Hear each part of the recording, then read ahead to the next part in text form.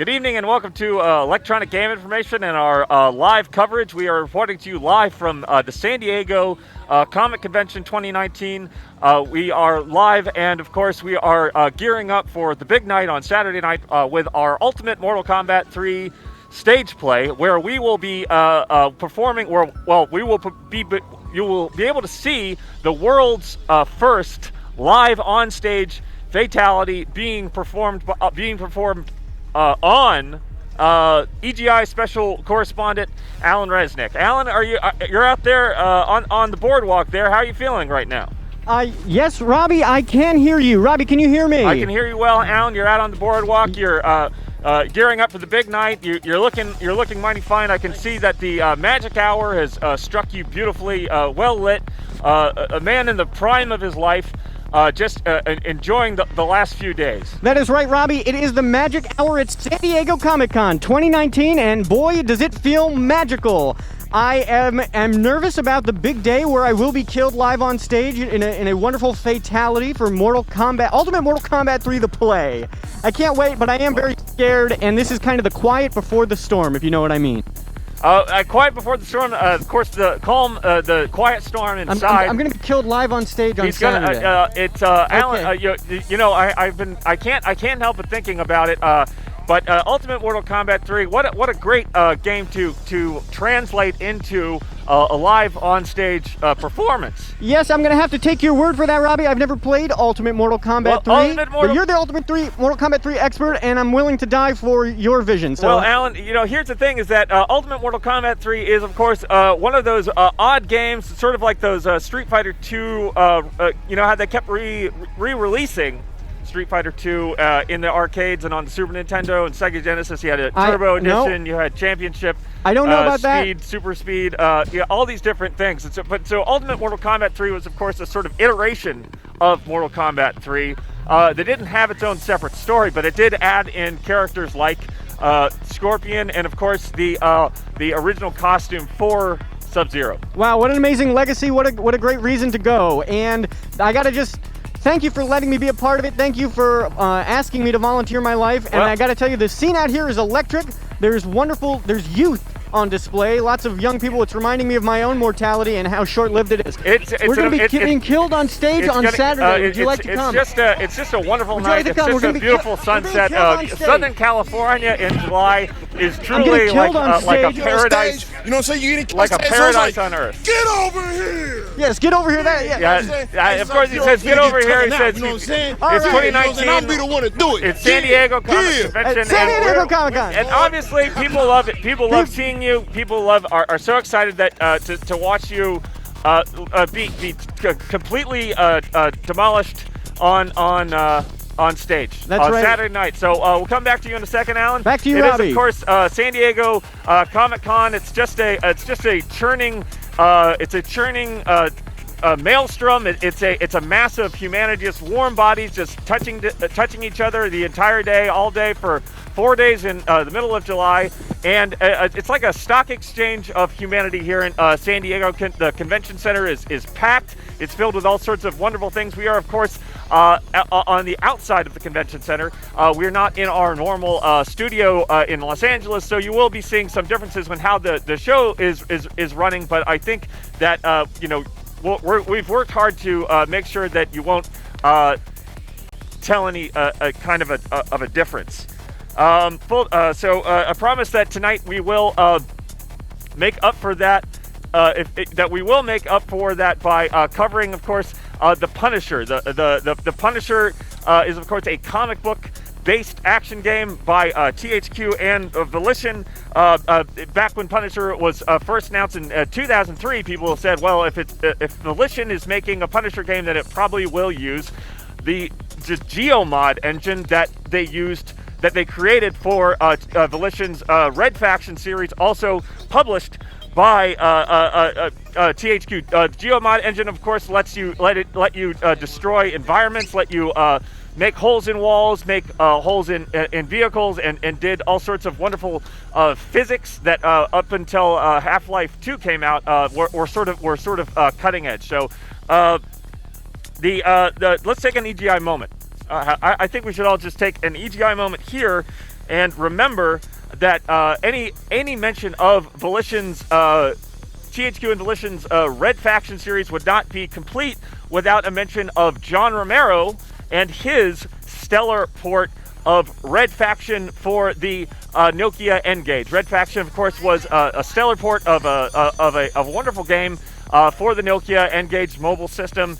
And congratulations to you, John Romero, for a game that should never have been ported to a mobile system, and yet you did it. You did it, sir, and thank you, Mr. Romero. The Punisher, of course, was released in 2005. It was announced in 2003. People thought it would use the Geomod engine, and instead of course, used the Havoc engine. The Havoc physics engine made very popular by games like The Punisher. Made lots of if you wanted to have bodies flailing around, if you wanted to murder people in video games, then you can't really go wrong with the Havoc physics engine being used in the Punisher from 2005. Speaking of the Punisher, there is, of course, if you're going to be mentioning the Punisher for the PlayStation 2, for the Xbox, and of course for the Nokia N-Gage, you can't miss mentioning the Punisher No Mercy, which was a PlayStation 3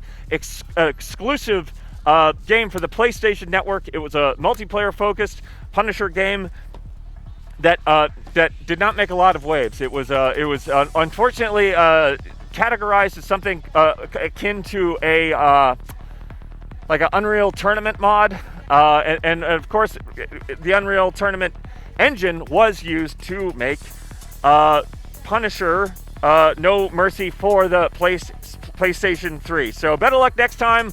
Punisher No Mercy for the PlayStation 3. For a full list of Unreal Engine games, please go to the Unreal Engine Wikipedia page. The Unreal Engine Wikipedia page is, of course, www.wikipedia.org/wiki/Unreal_Engine, and then scroll down to the bottom of the page to the See Also section. So in the See Also section, you will see all of the list of Unreal Engine games, So go ahead and click on that and see the list of Unreal Engine games, of course, like the Devil May Cry, the newer Devil May Cry, developed by Ninja Theory and utilizing the Unreal Engine. What do you think about Alan? You're the Unreal Engine expert. What are you thinking? I'm sorry, Robbie. I got a one-track mind right now because I'm being attacked by a bunch of beautiful wild dogs, and it's hard for me to focus on any of the things you're saying. We're gonna tilt down if we can and see these beautiful dogs. Can you see these dogs? I can see the dogs, Alan. The dogs look good. Those are. I can imagine them. I can imagine them perfectly being rendered in the Unreal Engine. What a thrill for the last couple days of my life to be visited by such beautiful creatures. They got the cables here. They got the cables. Alan, be careful of the cables, because the cables, of course. Thank you, dog. If you're not careful with even with the graphics technology that we do have now, with the Unreal Engine being in its 5th or 6th iteration, they still haven't gotten the ropes, I think, right. So okay. You still clip through ropes. What are you, Robbie? What exactly are you talking about? I've just been busy focusing on my friends and my family and the people I will be leaving. Well, talk about the Unreal Engine. The Wikipedia page for the Unreal Engine. A list of Unreal Engine games is always helpful to look at when you're thinking about. Oh, I don't know. Games that may not have the biggest budget in the world, but they do have enough of a budget to license a sort of a tool set like the Unreal Engine. Very interesting stuff, Robbie. It is Comic-Con 2019. There's no presence from the Unreal Engine or any gaming engines because it is a comic-based convention, or maybe movies and TV. But again, no real-time video games. That being said, I love hearing you, and I love just being on EGI and being out here at beautiful Comic-Con San Diego. Back to you, Robbie. Back to you, Alan. There's ants on the table. You can see any ants on the table. They're crawling over my notes. They're crawling on my hands, and I think they're crawling on my knees and legs. But we are determined to bring you the breaking video game news from San Diego Comic Convention 2019. So let's move on to another comic book based video game.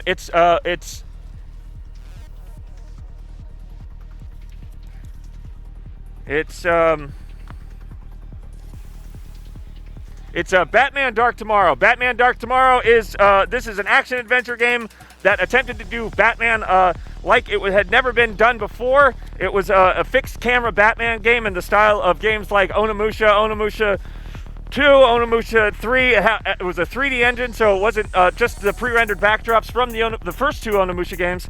And so the camera did attempt to move with Batman as he attempted to thwart his foes in real-time combat, and also solve the mysteries that Batman is dedicated his life to solving. Of course, Onimusha in the first Devil May Cry game, and I think we do have a Devil May Cry. This is, of course, Devil May Cry from the Western developed Devil May Cry by Ninja Theory that utilizes the Unreal Engine, but not the first Devil May Cry that had a floating but fixed camera. So if a floating but fixed camera is your fancy, and if you're a big Batman fan, check out Batman Dark Tomorrow, developed by none other than HotGen. HotGen, of course, is the wonderful group of developers that created wonderful Game Boy Advance versions of the Matt Hoffman's Pro BMX series, Matt Hoffman's Pro BMX and Pro BMX 2, published by Kemco and developed by HotGen. Kemco, of course, also responsible for Shadowgate 64. Shadowgate 64, Trial of the Four Towers. There were 4 towers, not a sequel where there was 2 or 3 towers. They decided to jump right into Shadowgate 64 with all 4 towers. You, of course, play as the irascible and unbeatable Del Cottonwood, a halfling who has been captured near the namesake of the game, the Shadowgate itself, Shadowgate 64, and who escapes imprisonment only to find himself on a quest to explore the 4 towers in search of the Staff of the Ages. Alan, what do you think about the Staff of the Ages? I'm gonna cut to you just for a second here. I don't know what that is, Robbie. I've never heard of that. Del Cottonwood, of course, of the Staff. Live on stage we've on got, Saturday. and if these are big, obviously we got big Shadowgate 64 fans on the boardwalk with you there, Alan. Yes, Robbie. Everyone here loves. What is the name of it? It's Shadowgate 64. Shadowgate 64. You've seen that? You want to talk about that? Published by. They don't want to talk about that, Robbie. They want to talk about. Is that a comic? What do they want?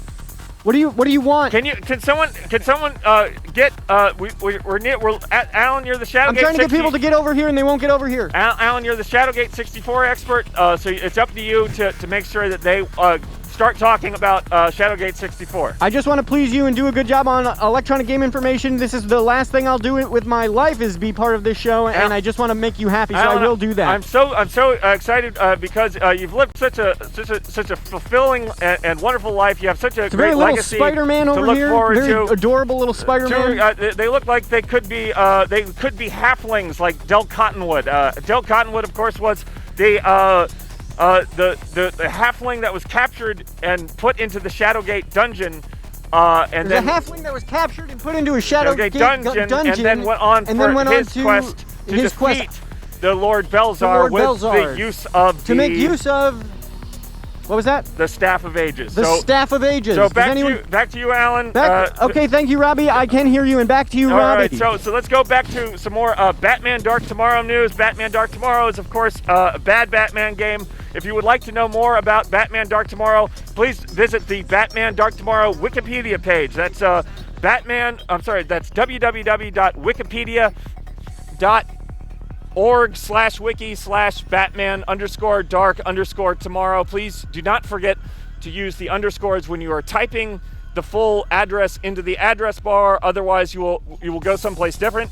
If you want to get there a different way, if you want to get to the Batman Dark Tomorrow Wikipedia page, you can also just go to the front page of Wikipedia, and there should be a search field sort of like in the top right-hand corner of the front page of Wikipedia. And I think we do have a breaking announcement here. The front page search field is up here in the top right-hand corner. Just go ahead and type in Batman and hit enter. Type in Batman and hit enter, and then you will be taken to the next.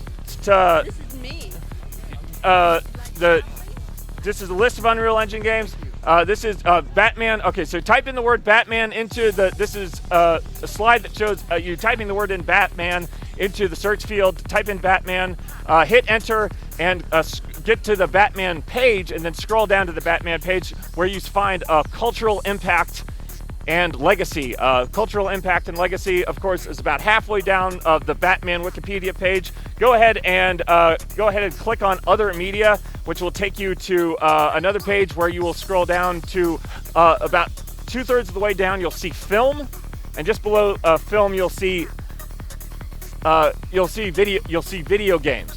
So go ahead and click on video games, and that's going to take you to a list of Batman video games. So go ahead and click on that. Scroll down about halfway down the Batman Dark Tomorrow Wikipedia. Alan? Yes, Robbie, I can hear you. I'm here live at San Diego Comic-Con. It is in San Diego. There's beautiful water and a boat. How are things looking? I'm looking up. I see the sky. I see it looks like this blue sky, clear blue sky here in Southern California. How's it looking out by the water? It's a beautiful blue sky. There's visions of all sorts. There's terrifying creatures and people that just terrify me to my bone, but also thrill me in a way that I've never quite expected and make me quite excited and sad to leave this world. Back to you, Robbie. Back to you, Alan. And of course, halfway down the Batman list of Batman video games, you will find Batman Dark Tomorrow. I do believe we do have a quick video break. Let's go ahead and check that out. This is Alan and Robbie at Comic-Con 2019 here in San Diego, California. Robbie Rackleff reporting to you live from San Diego Comic-Con for Electronic Game Information's coverage of San Diego Comic-Con. We're here at the gate to the convention center on just off of the boardwalk. Beautiful downtown San Diego. You can see all the boats in the background, all these wonderful boats, and these gates are unfortunately you need some sort of pass or card that has a sort of like when you tap your card to get into a subway or a light rail. You need one of those to get into the convention. We didn't realize that you had to buy something. Most conventions do give out press passes, but we were not able to secure the press passes. I tried to explain that I am here to see Marvel Ultimate Alliance. I just want to get one last look at it before it comes out on the Switch in a couple of days, and once I can just get my hands on that for a little bit, just verify that it is going smoothly, then I could just leave the convention. But the passes are too expensive, and they won't take that explanation for an answer. So back to you, Alan. We'll see what we can uncover.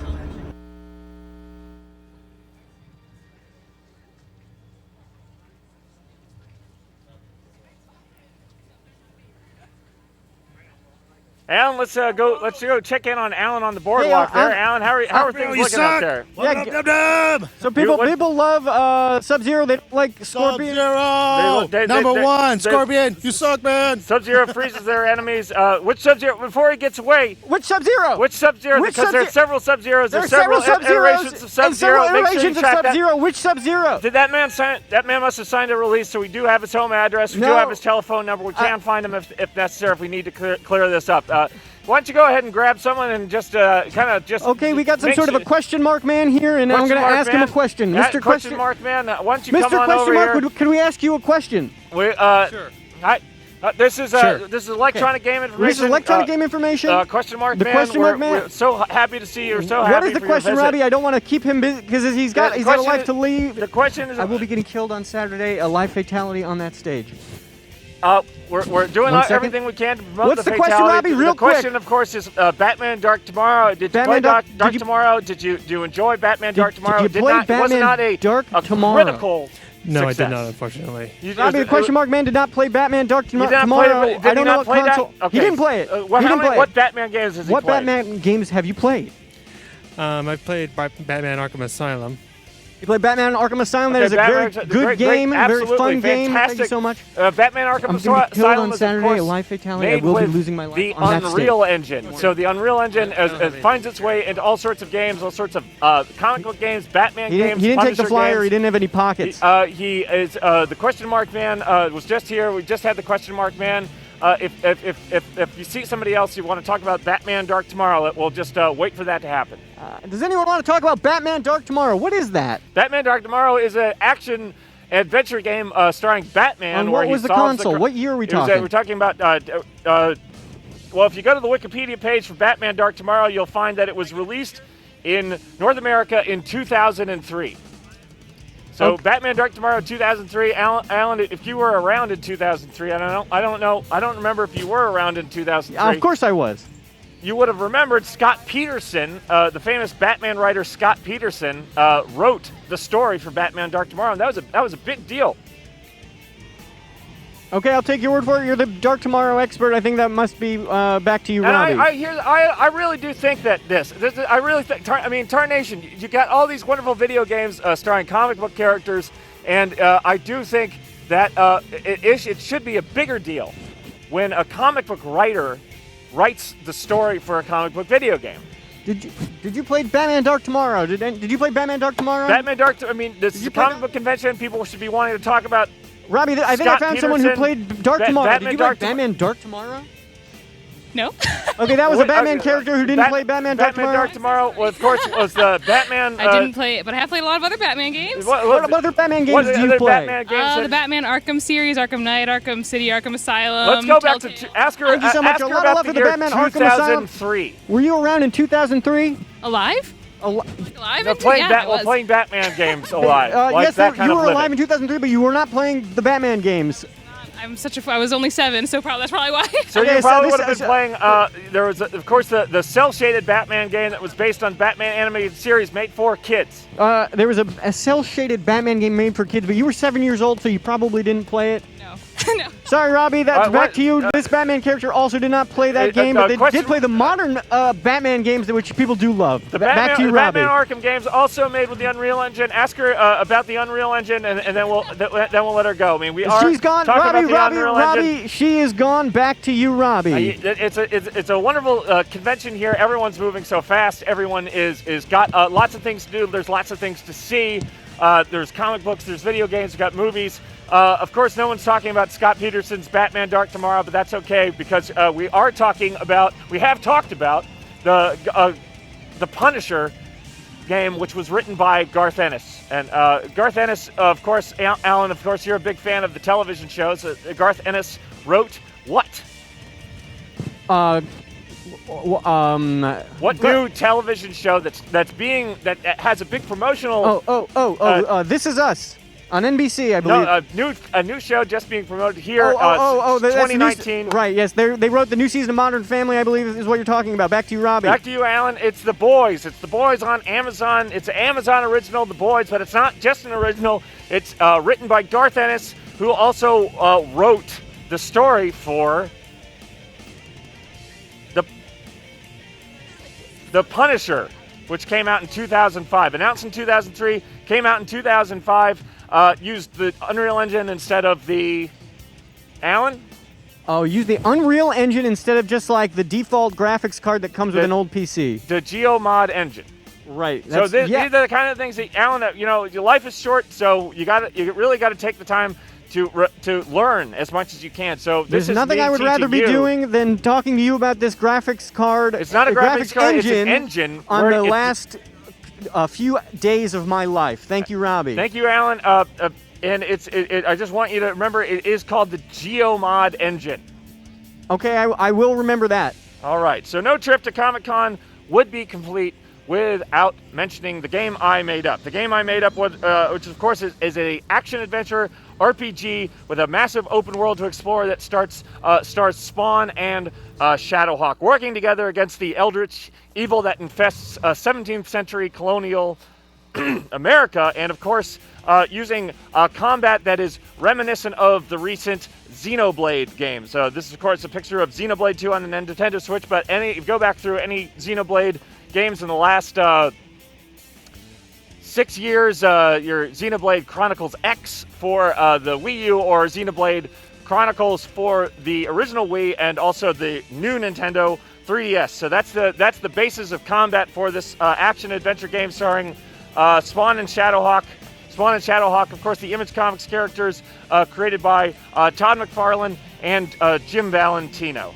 And when the first year that my parents were divorced, I was given a couple of different things. I was given a Sega Genesis and a Game Boy, and I also, that happened to be the year that Spawn and Shadowhawk came out. So if you think about divorce and what that does to a young mind, and how you sort of like try to focus attention on different aspects within yourself or without, Spawn and Shadowhawk and the Sega Genesis and the Game Boy, they make a lot of sense. Alan, are your parents divorced? No, my parents are still together. You have quite a tragic origin story, and mine is quite happy. So I'm happy to be going out on a high note. You lived a very full, happy life. Back to you, Robby. Alan, the energy that you have and the life that you've lived does remind me of Dale Cottonwood from Shadowgate 64, Trials at the Four Towers. And I feel like life is a dungeon that you are escaping from.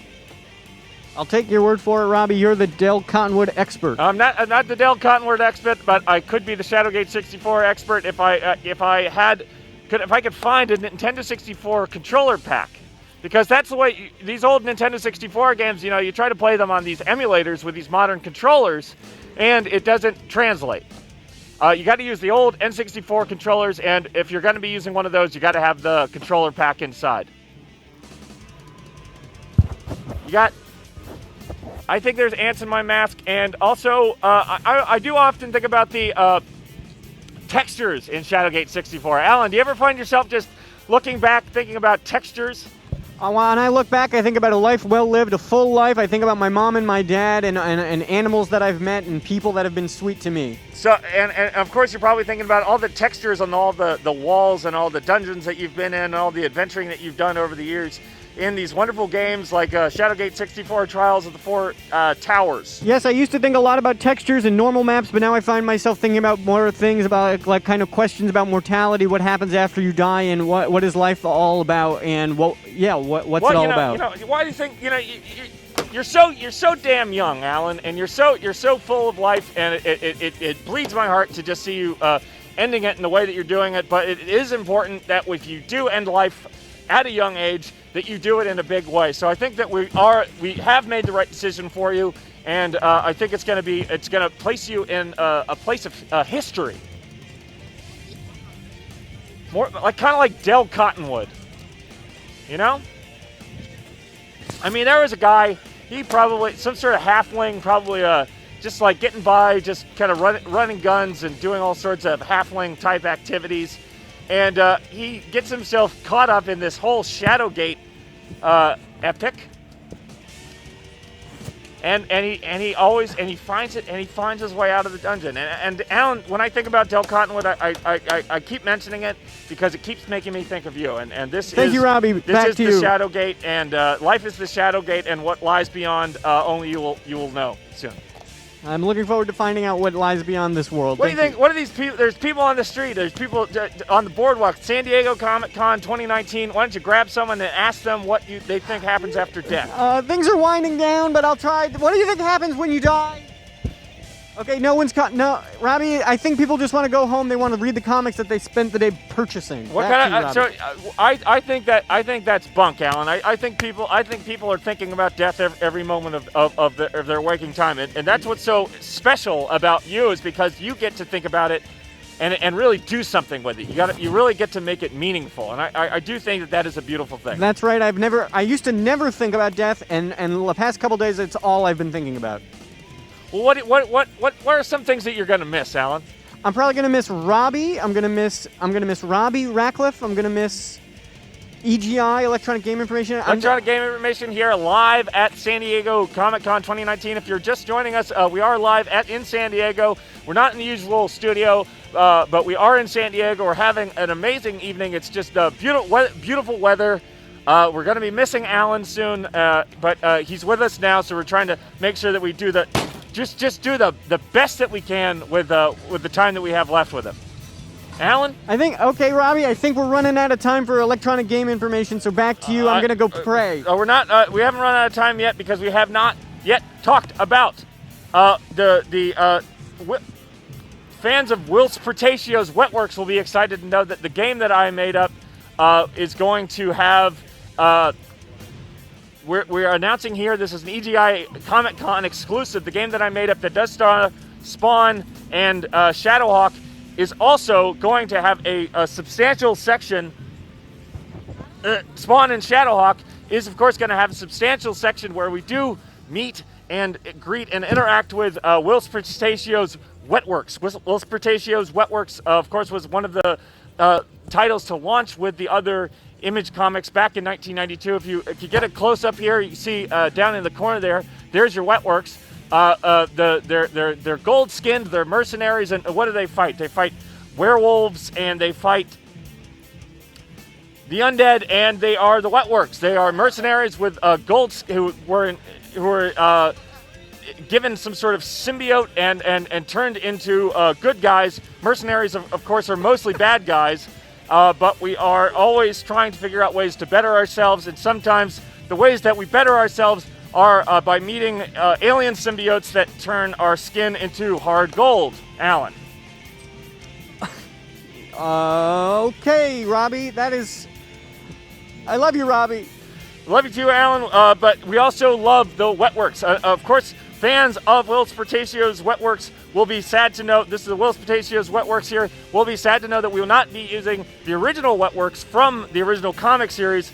So say goodbye to familiar Wetworks names like Claymore, Crossbones, Dane, Dozer, Flaptop, Grail, Jester, Mother One, Pilgrim, and of course, who can forget Blackbird? No, instead the Wetworks in the game that I made up are going to be German Hessians. German Hessians, of course, were the mercenaries that were hired by the British during the War of Independence against British rule in the United States that gave us this great country that we live in, this great country that goes from the Atlantic to the Pacific. Where we are now, we're on the Pacific coast, and we wouldn't be here if it wasn't for the Americans fighting for their independence against the British and their German Hessian mercenaries. Of course, the game that I made up does take place in the 17th century, not the 18th century when the War of Independence actually took place. So we are taking some liberties with history. I wouldn't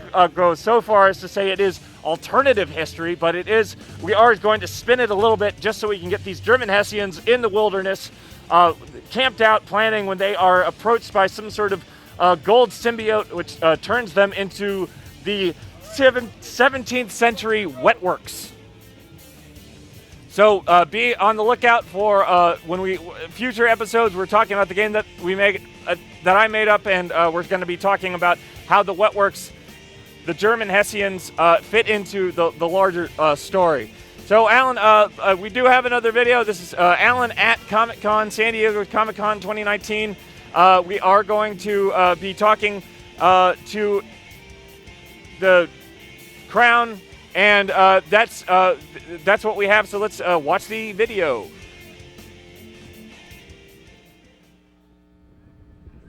Okay, hey everyone, this is Alan Resnick reporting live for Electronic Game Information in San Diego Comic-Con 2019. Apparently we're being told that there's absolutely no way we're ever going to be allowed inside that convention hall without a badge, and we do not have a badge. We couldn't afford badges. We didn't even know that we needed them, and now they are all gone. I've never been to Comic-Con, and I never will get to go to Comic-Con, as I will be dying in my friend's play in 2 days. It's been the thrill of a life just to see the convention hall from the outside. Oh, wait, I think I see a badge. Oh.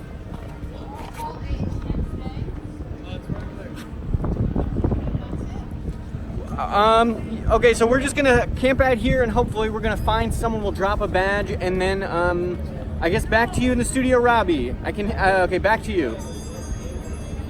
Thank you, Alan, for that report from San Diego Comic Convention 2019. We're here in San Diego. The comics are flying off the shelves. There were signs that there were some video games around, that we did not get to go into the convention to see the games, obviously. So we are going to go ahead and start with the list.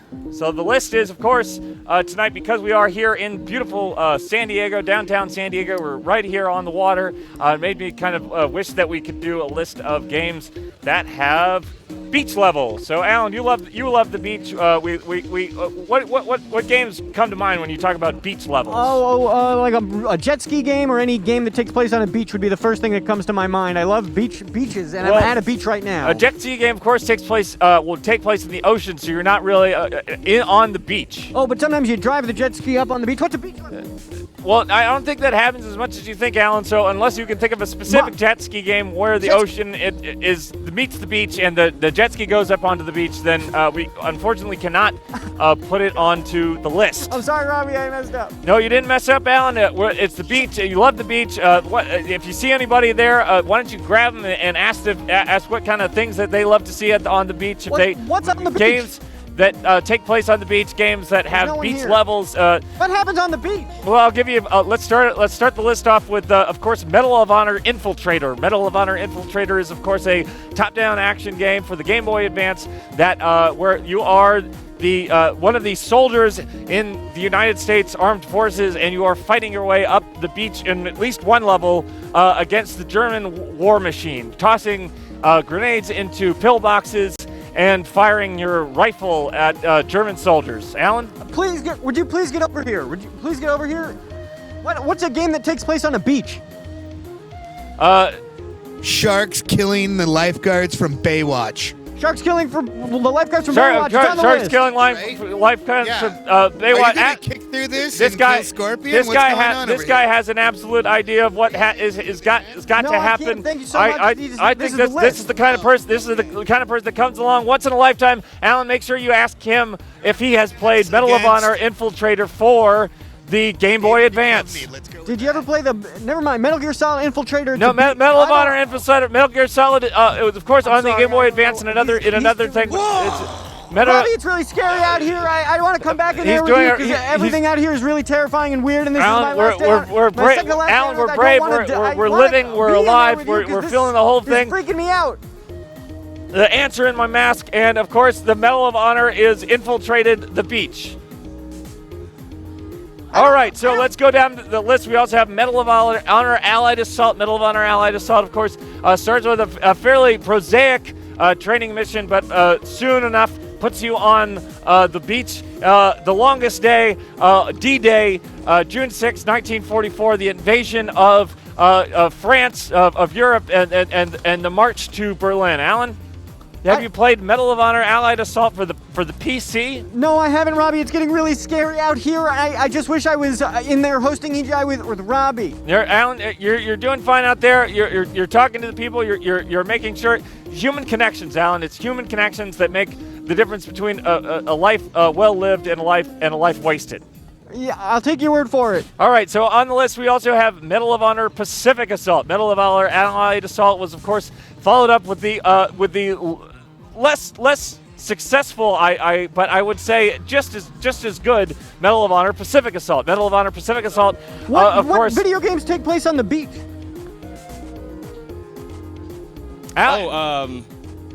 Super Mario Sunshine. Super Mario Sunshine. Super Mario Sunshine was, of course, a great hop up and down, jump up and grab the sunshine, have a great time.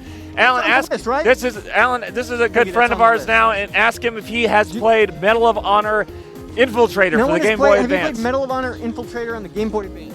No, I have not. No one has played that, Robbie, and here's a little microfiber cloth that says electronic game information. We have the microfiber cloth because it's good to wipe down your. If you can tell him that he needs to wipe down his phone, all the germs. I'm going to be because killed on stage on Saturday. Oh yeah. You were in Mortal Kombat 11 though too. All the Mortal Kombat games keep getting reset, but the penultimate Mortal Kombat 3. Robbie, I think this person made Mortal Kombat. You're the inventor of Mortal Kombat. Nope, not the inventor. Not the inventor of Mortal Kombat. I worked on the game. You worked on Ultimate Mortal Kombat 3, and I'm going to be getting. Mortal Kombat 3. I don't want to get in trouble or sued. Mortal Kombat 11. Mortal Kombat 11, I think we're safe because this is not what we're doing. The newer Mortal Kombat game. Wait. Y'all can just cut all that. Alan, hold on for a second. This is live? Oh my God, it's live. This is live. We're live on AdultSwim.com. It's San Diego Comic Convention. Alan, All right, I need You to know, go Alan, catch up. wait, before he leaves, He's he's got to gotta go. go, No, Robby. he can't go because My because life is gonna they end have with a Spawn fatality. in Mortal Kombat 11. Robby wants Spawn to be in a video game. How did you get Spawn to be in Mortal Kombat 11?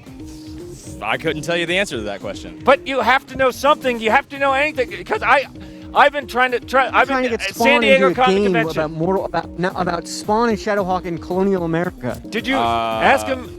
I don't want him to call Todd McFarlane or Jim Valentino Call Todd McFarlane or Jim Valentino. because I don't know. I don't have those people's phone numbers, man. But you probably know that you've got like a lawyer or a publicist. Somebody's making the connections.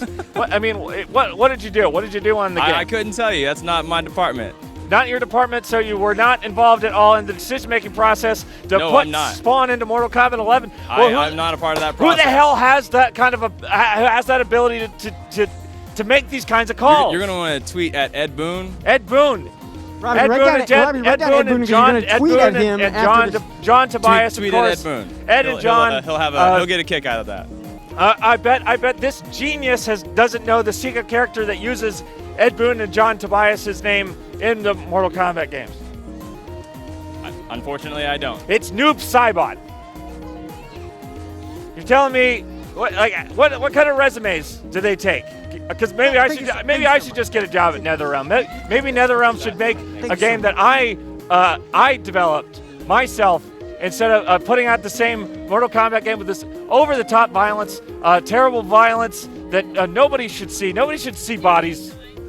The things that they do to the bodies in these Mortal Kombat games, these recent Mortal Kombat games, it's despicable, and I won't be doing that in the game that I made up is going to be an M-rated game. It is going to have blood. It is going to have violence, but it's not going to do the sickness that it has come down on those Mortal Kombat games, Alan. Back to you, Robby. Back to you, Alan. And of course, we also have Medal of Honor Warfighter. What Medal of Honor Warfighter starts with a bang on the beaches of Mogadishu, just outside in Somalia. It's a terrible Medal of Honor game. It's one of the worst Medal of Honor games. I think it does not use the Unreal Engine. It uses, of course, the Cry engine. It's one of the few Cry engine games that also are Medal of Honor games. I can't stop thinking about how this NetherRealm guy just blew us off like that. I mean, what kind of a mind? I mean, the things that they do.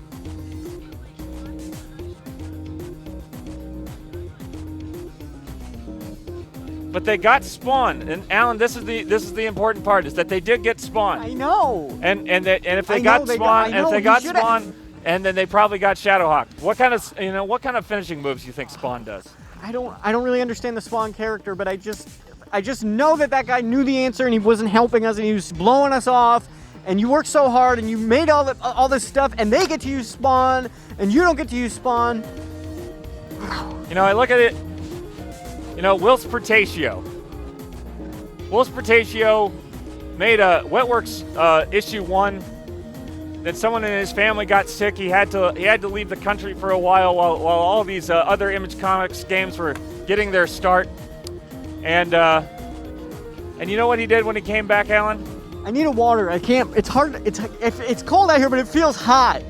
Wetworks issue 2 came out when he came back. He stuck with it. Through all the hardship and all the heartbreak of life, Whilce Portatio did make Wetworks 2. So you got to wonder, how long is it going to take? Like, what's it going to? What does someone that I know have to get sick? I just got really spooked by some sort of a creature. Alan, you're talking to Spider-Man. That is Spider-Man here at its EGI exclusive. No Spider-Man. Spider-Man is electronic game and information Spider-Man character. is We being love really these creepy Spider-Man and weird to games. me, and I can't handle love this the right now. I Insomniac just want to games. come back inside with you. We love the Spider-Man's Treyarch out games. here. So if he could just crawl up a wall, if he could find Todd McFarlane. Todd McFarlane, of course, was one of the quintessential Spider-Man artists of the 1990s. I need when my someone out parents here got to divorced, give me water. when he left Marvel, he stopped doing Spider-Man, he started doing Spawn. So, what do we learn from all of this? Huh? Alan, where did Spider-Man go? He ran off. Well, he's probably got crimes to fight. He's probably got Insomniac games to promote. So let Spider-Man go, and let's get back to the list. Back on the list, we do have Call of Duty 2. Call of Duty 2, of course, was the second game in the Call of Duty series for the PC and also Xbox 360. The first game, of course, had an expansion called United Offensive, but Call of Duty for the PC and Call of Duty United Offensive did not have any beaches in them. How long is this list, Robbie? And the thing about the list is that these are beach things, right? But Call of Duty 2 does a twist on the beach, because Alan, when you think of the beach, you probably think of sand meets the waves, right? I think about the beach. I think about how Mother Earth is always in flux, like the waves of the ocean, and how being at the beach and feeling the sand, you're one with the Earth and with the universe. That's what I think when I'm at the beach. You know what I can't stop thinking about is where all these ants came from, because I cleaned this down with Windex before the show started, and yet here we are just being swamped by these ants. So something is obviously attracting these ants somewhere here on this table.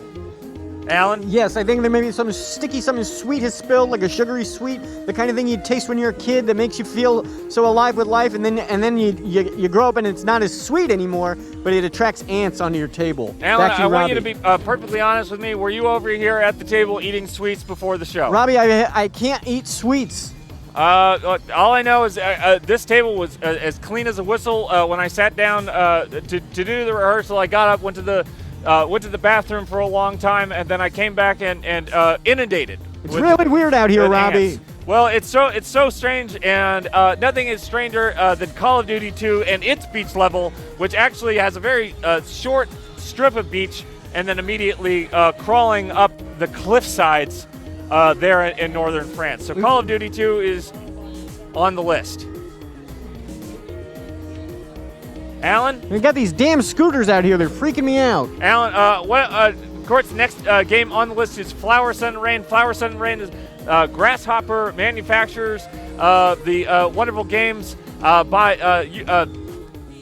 the Grasshopper games that you love, like No More Heroes and No More Heroes 2 and the No More Heroes remake for the PlayStation 3.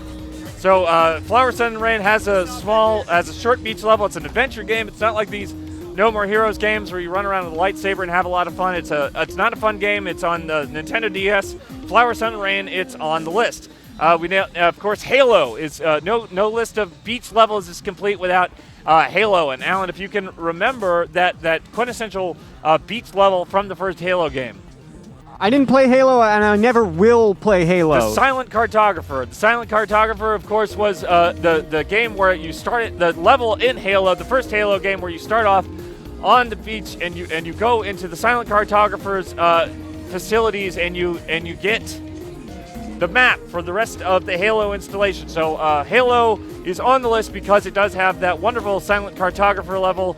You first get to really see if you can wedge the Warthog Jeep into a deeper part of the facility than you're supposed to. So Halo is on the list. Halo 2 also on the list because as you're driving out of, I want to say, it's a city in Kenya.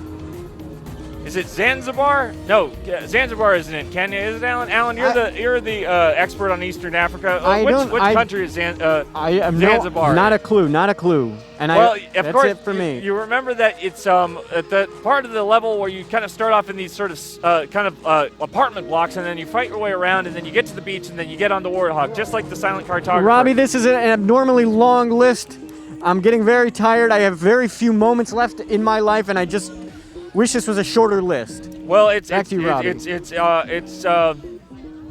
All right, Alan. So you're feeling. I can tell that you're feeling a little emotional about everything, and I can tell that you're just maybe having a little bit of trouble thinking about games that take place on have beaches and beach levels. So why don't you tell us if you have some sort of final requests or final thoughts for your life? the rest of your life? You're asking my dying wish. If I had one dying wish, it would probably be to just have one more day with my mom and my dad. I wouldn't say dying wish because I do think that wishes, if wishes were fishes, we would never run out of fish. So what are you asking me? Just what's on your mind, Alan?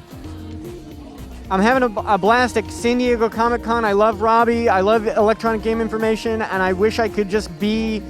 I wish I could always be on electronic game information. I'm sad to go. I wish I could host. I wish I could be the host of electronic game information. It's a wild wish I have. A host of electronic game information. That is interesting.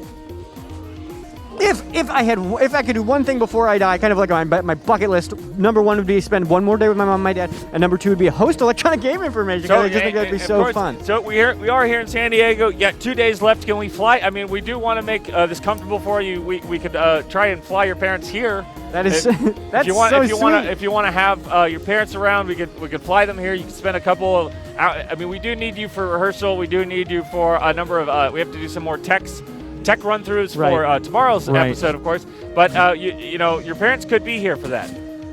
I would love that. You wouldn't be able to spend as much time with it. It'd be more of like you kind of dip in, dip out, kind of like maybe get them hotel room. Honestly, most of the hotel rooms even a couple more minutes with my parents would just be a dream come true. Most of the hotel rooms in the city are, of course, booked up, so we'd have to put them out somewhere east, somewhere out in the desert. I hope they don't mind the heat. They don't like the heat, but I would. Maybe they would be put up with it if it meant seeing their son a little more before his passing. What do you think they think of you, Alan? What do you think of the life that you live? What do you got? My parents are very proud of me. They're proud of everything I've accomplished. They're proud of my work on electronic game information, and I'm sure I haven't told them about the play that I'm in where I will be passing, but I'm sure they're going to be sad to see me go because they do love me very much, and I love them. Back to you, Robby. They know you're dying, but they haven't heard exactly how you're dying. No, they only know that I'm dying in the sense that they know that every human being does not have long on this planet, and every human being will die along with every animal and plant. And it is something for parents to watch one of their offsprings kind of kick the bucket before they do. It's pretty interesting, don't you think? I think it's one of the tragedies any parent can go through is to witness the end of a life cycle for something that they started. To see the end of something that they started before that they go. Sort of like a dark tomorrow. What is that? Sort of like a dark tomorrow. You're kind of describing like a Batman Dark Tomorrow. Oh yes, it's sort of like a Batman Dark Tomorrow. Batman Dark Tomorrow, of course, is sort of often cited as one of the worst Batman games ever made, and of course was written by comic scribe Scott Peterson. So Scott Peterson is somewhere here at Comic Convention, and we will find him. We will get him onto the show. I love you, Robby. Love you too, Alan. So happy that you could sacrifice your life. Your parents will try to see if they can get out here. Robby, I have one request. Maybe tomorrow. Maybe you did make your request down. About the parents, so we can do one request. If I had a second request, it would be that tomorrow night I'm not out here on the scary strip of a boardwalk where people are weird to me. I'd love to be in there with the safety of the set. The safety of the set. I see what you're saying. So maybe we skip bringing your parents here, and then we have you host the show. What? You're saying we got one wish, so it's either the parents or you host your show. If I had to choose between either seeing my parents one last time or hosting electronic game information, I want to host. I would love to host. I would love to host electronic game information. That sounds so cool. Well, how about audience? Wait, Robby, are you kidding? Are you messing with Robby? Are you messing with me? Alan host an episode of electronic game information before he gives his life on stage on a live fatality here at San Diego Comic Convention for a stage play of Ultimate Mortal Kombat 3. Are you saying for real that I can do this? We're looking at the chat. We're looking at your answers. We're wondering if you guys think that Alan should be allowed to host an episode of electronic game information right before he is. Robby said I can host an episode of electronic game information tomorrow night. I'm going to actually host the episode. Is written into the history books as the first person I'm gonna host to be tomorrow's episode executed of Electronic. Okay, in there's a scary Mortal Spider-Man. Kombat I'm gonna host- style fatality. Okay, we got 3 scary Spider-Man, okay, thank you. I am so excited to host Electronic Game Information. So we haven't got the votes in yet, so we are looking at the chat. We're waiting to see if the people in the chat do think that your votes, if the votes are counted and they are in your favor, Alan, you'll get to host the show. But if not, then we will just have to fly your parents in. Put them out out there in the desert. Oh my God! We got 3 scary Spider-Man. We got Spider-Man here. We got regular Spider-Man, regular special Spider-Man, Spider-Man, special Spider-Man, and the red, and the red, younger black, Spider-Man. and white. It's the Spider-Verse here at Electronic Game Information San Diego Comic Convention. So happy to see all the Spider-Men show up and be so supportive. I get to host tomorrow night's episode of Electronic Game Information. Alan, How cool why is don't you ask That is Spider-Man really if they have played like any that. I like Unreal that. Max- Engine games or any games that take place on beaches? Have you played any games that take place on beaches? Or not? They don't know that. Thank you so much. Thank you. They don't know? They don't know any games that take place on beaches. Not really, no.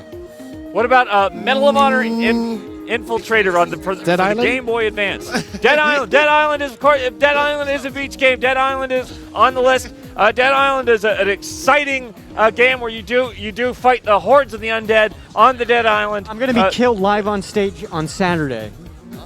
Dead Island, and here's the thing, Alan, Alan, wherever you are, tell Spider-Man that we do also have on the list Dead Island, Riptide, and Dead Island 2, which has not come out yet. They don't care about the list. They just care about weird spider stuff. Alan, ask Spider-Man if he has any interest in the Punisher from 2005.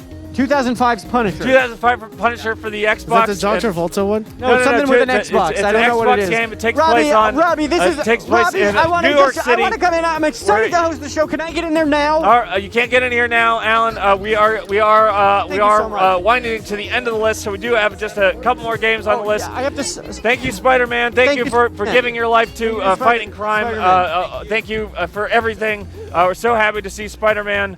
And for giving us the Dead Island games now on the list. Thank you. Back to you, Robbie. Oh my God. So, do I look where do I look?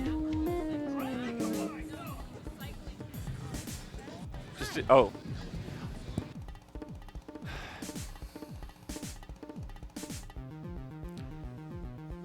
It's another year. It's a San Diego Comic-Con. This is our first year, of course, here at San Diego Comic-Con, and it is, I have to say, it's a special place. It's a wonderful place. There's people everywhere. Everyone is just so excited to be near the things that kind of drive their imagination wild, that make them feel a part of a larger community. And who knows? Maybe if for a few people, San Diego Comic Convention is the only time that they really get to talk about the things that excite them, the things that they care about. So I did want to talk about something that I care about, because we are sort of rushing towards this it's very special play on Saturday night. It's a play based on Ultimate Mortal Kombat 3, and it of course does have the world's first live on-stage fatality that we will be performing on a friend of the show, special correspondent Alan Resnick, and just having that in the future to look forward to does make me, I would say, pretty wistful, and so I was sad to not be able to go in and play Marvel Ultimate Alliance 3 on the Nintendo Switch, because that is a game that adds so many characters, so many loving moments from the Marvel universe. And here I was in one of the few places where I might be able to experience it before anybody else, and I found myself waiting at the gates, unable to access Marvel Ultimate Alliance 3. And so, looking forward towards the future, I will own Marvel Ultimate Alliance 3 on the Switch. I did buy one of those 2 game vouchers for $99, $99.99, and I used one of the vouchers for Super Mario Maker 2, and I'll use the second for Marvel Ultimate Alliance 3. But Marvel Ultimate Alliance 3 is a game that you should be playing with your friends. And one friend that I know that I'll be missing when I do play Marvel Ultimate Alliance 3 is Special Correspondent Alan Resnick. Because here's a guy, here's a man. Here's a man who had nothing, he would have been forgotten completely. And he destined himself to give something to the greater narrative of human experience. And you know, I don't know if anyone out there is listening, anyone from Nintendo or anybody from the studio that is responsible for Marvel Ultimate Alliance 3. But I do think that if you were just thinking about adding just a little bit of a special twist on Marvel Ultimate Alliance 3, you might consider putting Alan Resnick as a secret character in one of your downloadable content packs. Doesn't have to be a character that you play as, doesn't have to be a character that gives you anything to do, a quest, a side quest, or anything like that. But maybe, just maybe, there could be a dead body lying on a rooftop somewhere in Manhattan that all of the Marvel characters crowd around just for a moment and ask, who was this? And you don't have to put Alan's name, because we'll know. Thank you. We do have one more live episode of Electronic Game Information tomorrow night, live from San Diego Comic-Con. Alan Resnick gets his dying wish. We will allow Alan to host an episode of San Diego Comic-Con 2019 Electronic Game Information. We'll be so excited to see you here tomorrow. Thank you for giving Alan this special gift. We're so excited to help him out as he gives up the ultimate thing that you could give up, your entire life for the theater. So see you tomorrow night at 8:15. Until then.